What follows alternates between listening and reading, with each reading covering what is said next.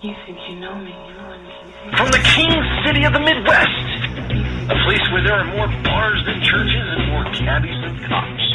He's the only one that knows where all this crap comes from and refuses to stop reporting it. A man that has been around the world so much, it was named after him. It's Rob's World! Assisted by the one person who truly knows where Superman's favorite place to be is. It's the one. The only, because everyone else is sleeping. Rob's World Radio Show! Hey, what's up, everybody? It's me. It's that Rob G, and I am here once again with the Rob's World Radio Show. I know it's been a while since I've been around, and, there's no excuse for that other than the fact that I just ain't had time to do anything, so I am happy to be back at this juncture, live and unedited. We're going to jump right into things with a story that comes out of Idaho. You know what? Idaho. An Idaho teacher is accused of feeding a sick puppy to a snapping turtle in front of several students. That's just disgusting to even think about, so I'm not even going to show you a picture of it. Anyway, he's been charged, as well as he should be, with misdemeanor animal cruelty. And Preston Junior High School science teacher Robert Crossland, he was charged Friday with this. He faces up to 6 months in jail and a $5,000 fine if he's convicted. I am nothing if I'm not against animal cruelty. And I don't even like it if someone has a dog tied outside, because I just don't agree with that. But regardless, feeding a puppy to a snapping turtle, I just don't even want to even think about that. But I think the punishment should be more than 6 months in jail and a $5,000 fine. That's just, I don't even have words to even describe how I feel about that. That's to quote a former person I used to know, Mr. Robert Big Toe Toller, that's disgusting. Anyway, next we go. A Houston woman, she's upset by recurring bee problems over the course of 40 years in her home. She just had 70 to 80,000 of the insects removed from inside the walls of her home. 70 to 80,000 bees. Maud Mack, that sounds like a porno name. Maud Mack, 76, said she had problems with bees periodically over the last 40 years, and that she's lived in her house and has occasionally had professional help removing them, but they've always returned. 70 to 80,000 bees.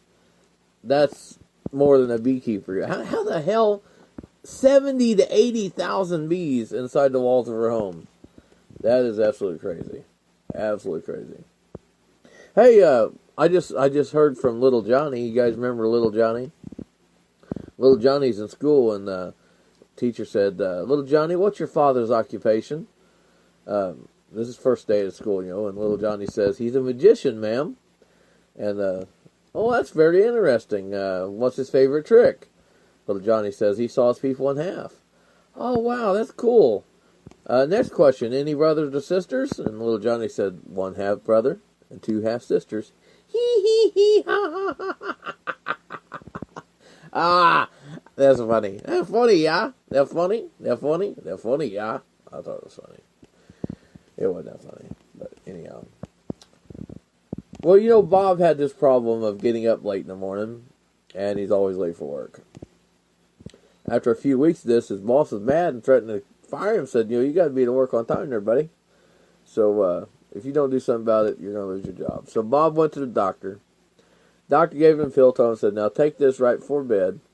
And when you do, you'll get a great night's sleep and, whatever. So he took the pill and got up, got a great night's sleep, and he actually beat the alarm clock in the morning. Well, after a leisurely breakfast, he cheerfully drove to work. Boss, the pill my doctor subscribed to me actually worked. Well, that's all fine and dandy, said the boss, but where were you yesterday? Hey, I got a question. Why did a chicken cross the road? Do you know? Anybody? Well, the answer to that would be to get to the other side. Do you know why the turtle crossed the road? To get to the Shell station. Ah! I killed me! This is some good stuff. Back in the day, we used to do this thing, and it was called the Jackass Award, or the BMF Award, the Bipolar Mother Effer Award. Well, this deal here I just heard about is called the Stella Award. Have you ever heard of that? Well, for those that are unfamiliar with these awards, it's called the Stella Awards. They're named after the 81-year-old Stella Liebeck, who had spilled the hot coffee on herself and successfully sued McDonald's in New Mexico. Do you remember that? She had bought the coffee at the McDonald's and it was too hot and she spilled it on her. She sued McDonald's because it was too hot.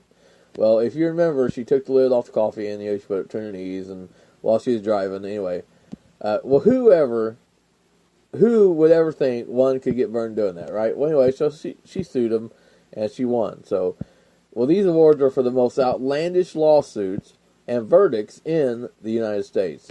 You know, the kind of cases that make you scratch your head, and so you just keep scratching, handily. Here are the Stellas for this year.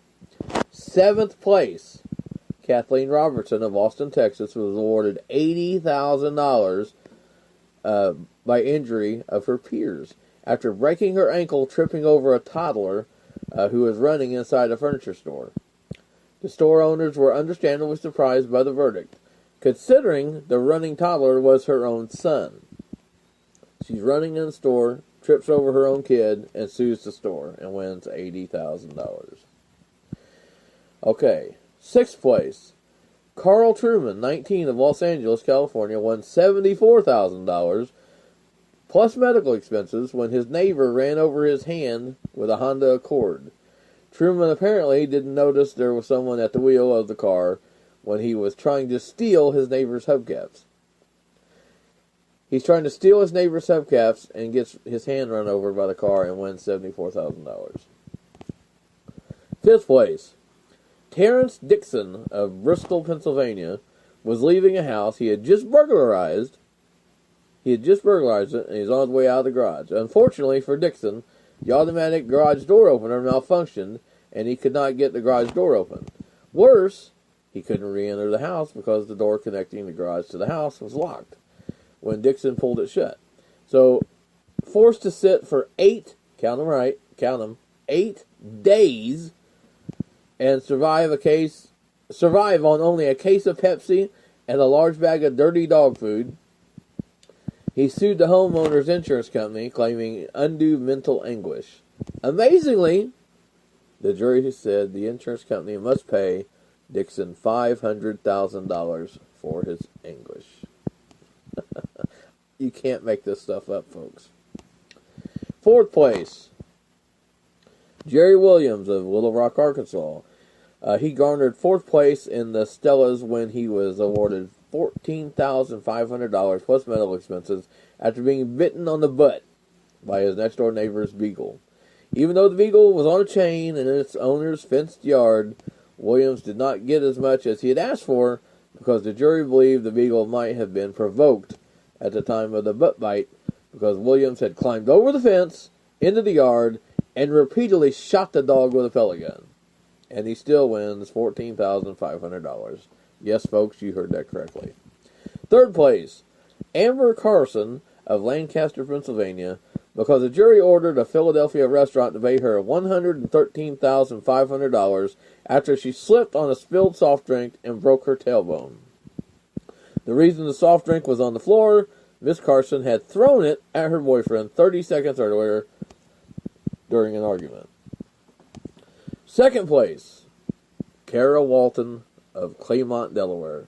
She sued the owner of a nightclub in a nearby city because she fell from the bathroom window to the floor, knocking out 2 front teeth. Even though Mrs. Walton was trying to sneak through the ladies' room window to avoid paying a $3.50 cover charge. The jury said the nightclub had to pay her $12,000. Oh yeah, plus dental expenses. Go figure. Now, the first place, this year's runaway first place Stella Award winner was Mrs. Merv Grozinski of Oklahoma City, Oklahoma, who purchased a new 32-foot Winnebago motorhome.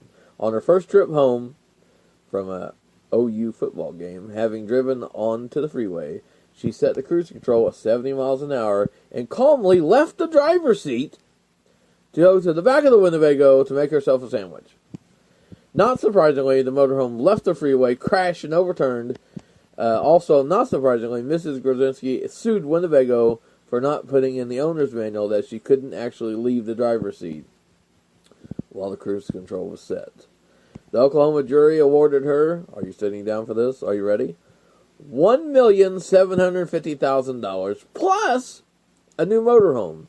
Winnebago actually changed their manuals as a result of this suit, just in case Mrs. Gruwinski had any relatives who might also buy a motorhome. Those were the Stella Awards. If you cannot believe that, then I don't know what to tell you, but it's unbelievable, the stupidity that runs amok. And the last story here, this comes out of Chicago. A man struck a 48-year-old woman in the head and knocked her onto the L tracks after she asked him to stop urinating on the Belmont Red Line platform. That's what police told CWV Chicago anyway. They spoke to the victim on Saturday evening. No one is in custody. Police said the victim's head struck a train rail and the woman broke her arm by trying to cushion her fall. And no one is in jail. No one is in jail. No one got arrested for that. So anyway, that's the show for today. I know it's kind of short and sweet. You know how it goes. But I'm going to try to be back with you very soon, and we're going to try to do this at least once a week. At least once a week is what we're looking for. I've currently changed location. I can't give you my location. I can't give my location out. It's not that I'm in the witness protection program or nothing like that, or the witless protection program, whatever it may be. But let's just say we're having a lot of fun in the sun, and things are going to get better. I see a bright future. My future's so bright, I got to wear shades. How's that sound? Well, anyway, we're going to try to. This is right. Today is what is today? Today is Sunday. Sunday. And I'm having a great time with you folks, and we're going to be coming back to you hopefully sometime during this week. Like I said, I'm going to try to do this, at least make it a weekly thing. It's not going to be like it was before, having 3 days a week. Or it could, who knows. I'm just going to come at you whenever the hell I take a notion to. And I hope you guys are enjoying this, listening to this as much as I am doing this. And I love and miss all you guys, and I miss doing the radio show as much as I did before. And I just want to say thank you guys very much for all your love and support over the years.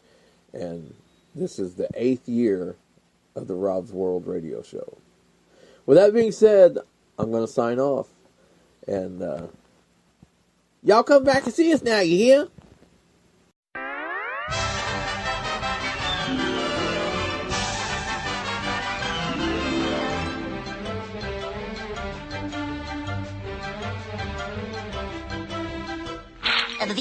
And that's all, folks.